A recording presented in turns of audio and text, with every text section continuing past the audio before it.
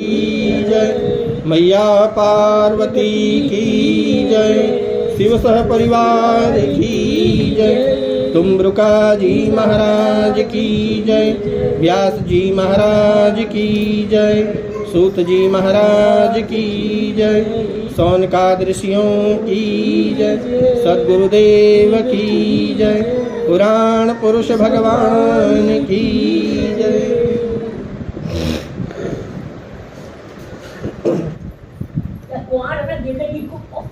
रेवा नदी के तट पर स्थित विविध शिवलिंग का महात्म हमने जो है सुना। उसी क्रम में और एक ब्राह्मण के और परिवार का वृत्तांत का जो है कुछ अंश हमने सुना। और आज जो है उसी ब्राह्मण के परिवार के बारे में हम लोग सुनेंगे। इसके बाद नर्मदा एवं नंदिकेश्वर के महात्म की कथा को हम लोग सुनेंगे और उस ब्राह्मणी को स्वर्ग प्राप्ति का वर्णन भी जो है और हम लोग सुनेंगे। सुत उवाच गोश्चे काप्य भवत्तत्र रगणे वदितांशुभा तदेव ब्राह्मणो रात्रा वाजगाम बहिर्गतः। सुज्जी जो है ऋषियों को कहने लगे कि अब जो है वहाँ पर आंगन में एक उत्तम गाय जो है बंधी हुई थी। जब बाहर गया हुआ गृहपति ब्राह्मण आया तो हे मुनीश्वरों, गाय को बिना दुही हुई आंगन में स्थित देख करके और खिन्न होकर उसे दूहने की इच्छा से और उसने अपनी पत्नी से कहा, हे प्रिय, तुमने अभी तक गाय क्यों नहीं दूही? और पत्नी से ऐसा कहकर उस बछड़े को ले आया। इसके बाद हे मुनियों, दूहने के उद्देश्य से शीघ्र ही स्त्री को बुलाकर और दूध की इच्छा वाला गृहपति ब्राह्मण स्वयं जो है बछड़े को खूंटे में बांधने का प्रयत्न करने लगा। हे सुब्रतो, ब्राह्मण द्वारा खींचे जाने पर बछड़े ने उसके पैर में लात मारी, जिससे ब्राह्मण को थोड़ा कष्ट हुआ। उस पाद प्रहार के कारण क्रोध से और तमतमाए हुए उस ब्राह्मण ने और कुहनी से उस बच्चे को जो है और जोर से जो है मार दिया। इस प्रकार उसके द्वारा मारे जाने पर बछड़ा भी जो है एक बार शांत हो गया उस चोट से। इसके बाद उस ब्राह्मण ने गाय को दूहा, किंतु क्रोध के कारण बछड़े को जो है और मुक्त नहीं किया। जब क्रोध इतना आता तो बछड़े को ही मुक्त कर देता, तो बछड़े को मुक्त नहीं किया, बछड़े को जो है और कोहनी से मारा। तो वह गाय अपने बछड़े को प्रीतिपूर्वक दूध पिलाने के लिए महान रुदन जो है कर रही थी। और तब उसका रुदन देखकर और बछड़े ने जो है ऐसा वाक्य कहा, वत्स उवाच कथं च रुध्यते मातः किं ते दुःखम् अपुस्थितं तन्निवेदय मे प्रीत्या तच्युत्वा घोरवौचत। बछड़ा बोला अपनी माँ से कि हे माता, तुम क्यों रो रही हो? तुम्हें कौन सा दुख आ पहुँचा? उसे प्रेम पूर्वक मुझे बताओ। यह सुनकर गाय बोली कि हे पुत्र, मेरा दुख सुनो, मैं उसे और कह नहीं सकती हूँ। इस दुष्ट ने तुमको मारा, इससे मुझे जो है बहुत दुख हुआ। सुज्जी कह रहे हैं कि अपनी माता की बात को सुनकर प्रारब्ध से संतुष्ट उस बछड़े ने अपनी माता को समझाते हुए कहा, हे मात, क्या किया जाए और कहाँ जाया जाए, क्योंकि हम सभी जो है और कर्म के बंधन में ही जो बंधे हुए हैं। और इसीलिए पूर्व में जैसा कर्म किया गया वही इस समय जो है और आज हमें भोगना पड़ रहा है। प्राणी हंसते हुए तो कर्म करता है और रोते हुए उसका फल भोगता है। तो कर्म तो मनुष्य जब करता है तो उस समय जो है और उसका फल उसे नहीं मिलता। इस कारण मनुष्य जो है और करने पर तो बहुत आनंद से उस कर्म को कर देता है, उस पाप कर्म को बहुत आनंद से वो कर देता है, लेकिन जब उसको उस कर्म का फल भोगना पड़ता है तब वो जो है और पूरा ढिंडोरा पीट देता है कि मेरा ऐसा दुख है, मेरा ऐसा दुख है। लेकिन ये नहीं कहता कि किस कारण ये मेरा ये दुख आया, तो इसका क्या उपाय करें। ऐसी बात को जो है और कोई नहीं कहते। कोई किसी को न सुख देने वाला और न किसी को दुख देने वाला है, कोई दूसरा सुख और दुख देने वाला नहीं है, यह दुर्बुद्धि मानी गई है। और मैं ही करता हूँ, ये मिथ्या ज्ञान भी जो है लोग अपने मन में भी मान लेते हैं। कोई कर्म अगर मनुष्य से हो जाए और वो कर्म जो है कोई बड़ा अगर हो गया तो उसके लिए तो वो अपने आप को इतना गर्वित महसूस करेगा कि मैं ही था बोल के ऐसा हुआ, नहीं तो ऐसा होता ही नहीं। तो वो इस मिथ्या ज्ञान में भी जो है जीता है। तो प्राणी को अपने कर्मों से दुख होता है और कर्म से ही जो सुख होता है, इसीलिए कर्म की पूजा ही होती है और सब कुछ जो है और कर्म में ही स्थित है। हे माता, तुम, मैं और ये जीव आदि जो भी हैं वे सब जो है कर्म से बंधे हुए हैं, इसलिए तुम किसी प्रकार का सोच मत करो।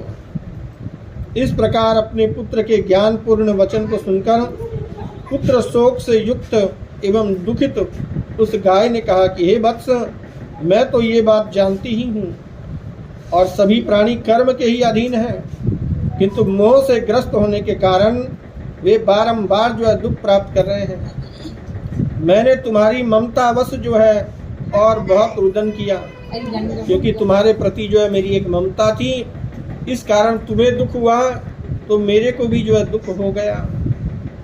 किंतु तब भी जो है दुख शांत नहीं हो रहा है। और तब यह बात सुनकर बछड़े ने जो है और फिर माता से कहा, यदि तुम ऐसा जानती हो तो फिर रोना कैसा है, कुछ भी करके उसका भोग करना ही पड़ता है, अतः अब दुख को छोड़ो।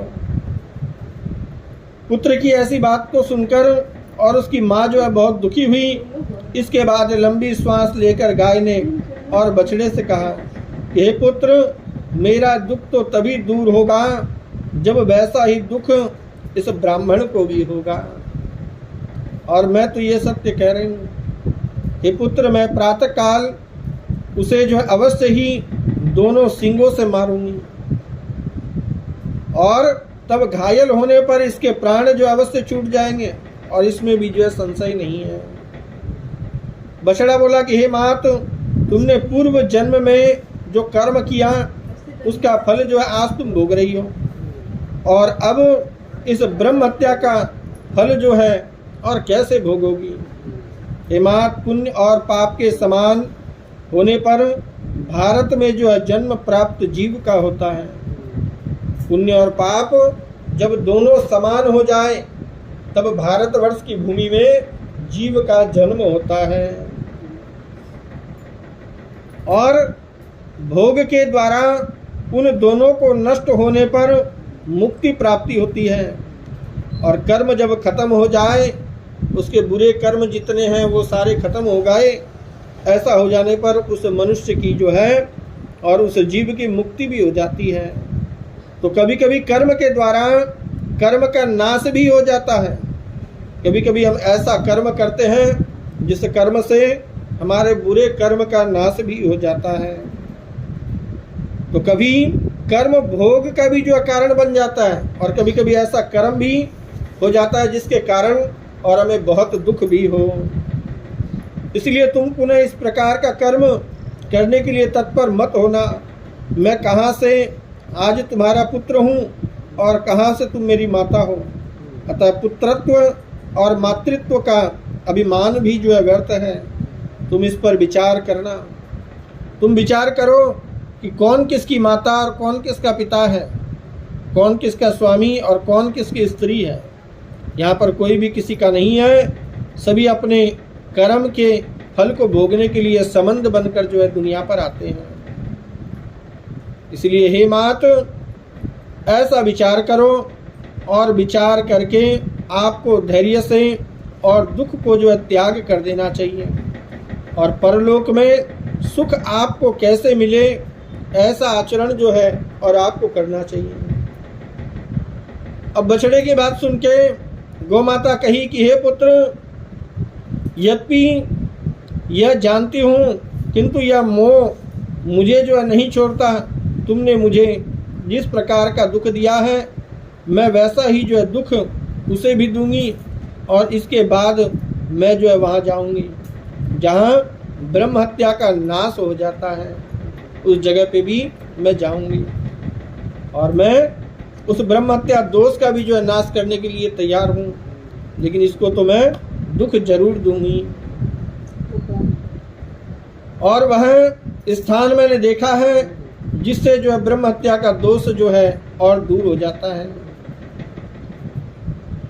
तब जो है सूत जी कहने लगे कि हे श्रेष्ठ ब्राह्मणों, अपनी माँ का उस गाय की बात को सुनकर बछड़ा जो है चुप हो गया और इसके बाद जो है कुछ कह नहीं सका।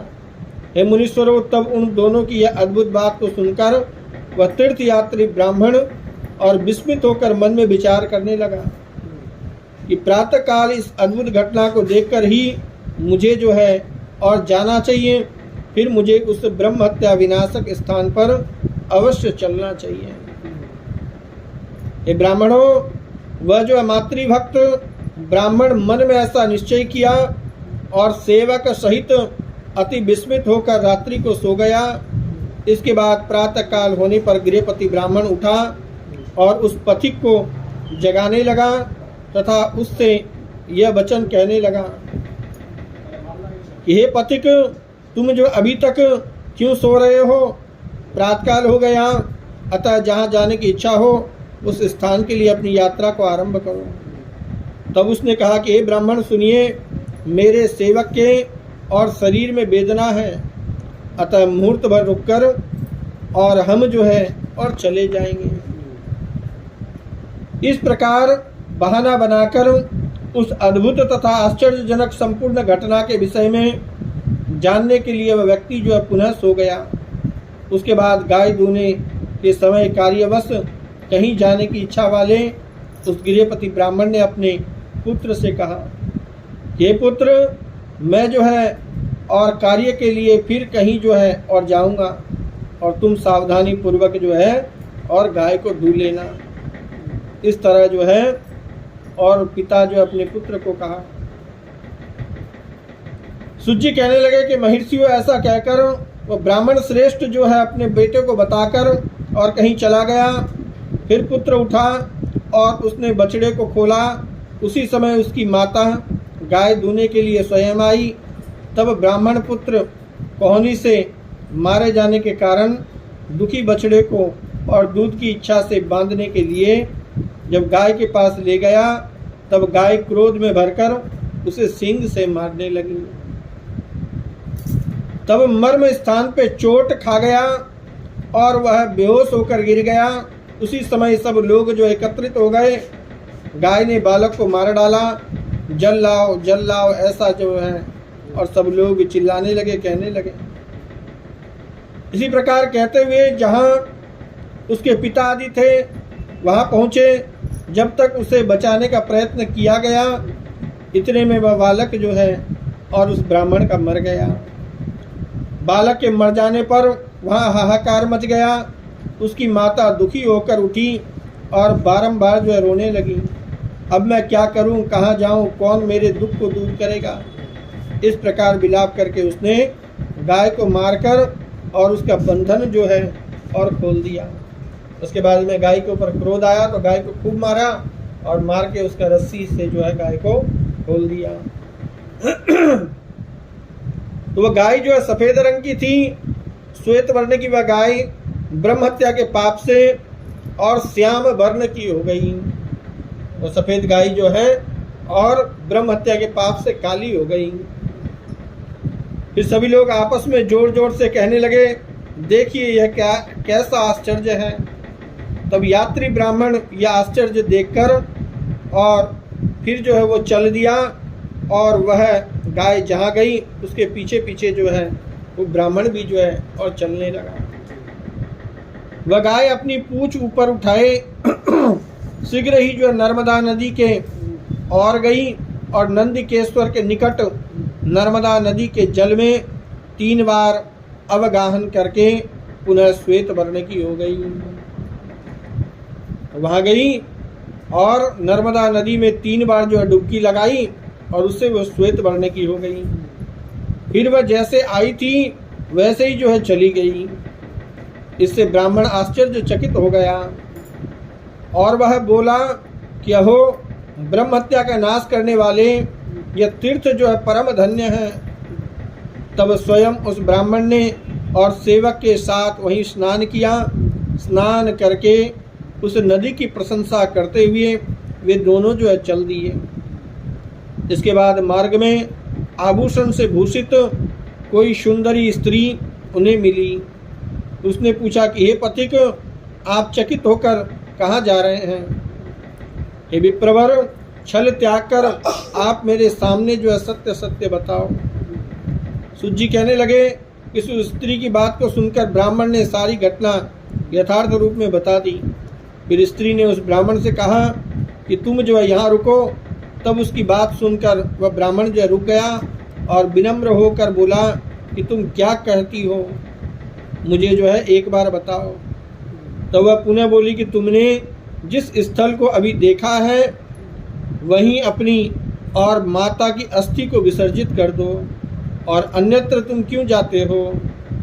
हे पथिक श्रेष्ठ, ऐसा करने से तुम्हारी माता साक्षात दिव्य तथा उत्तम शरीर धारण कर कर शीघ्र ही जो है शिव जी की कृपा से सद्गति को प्राप्त कर लेगी।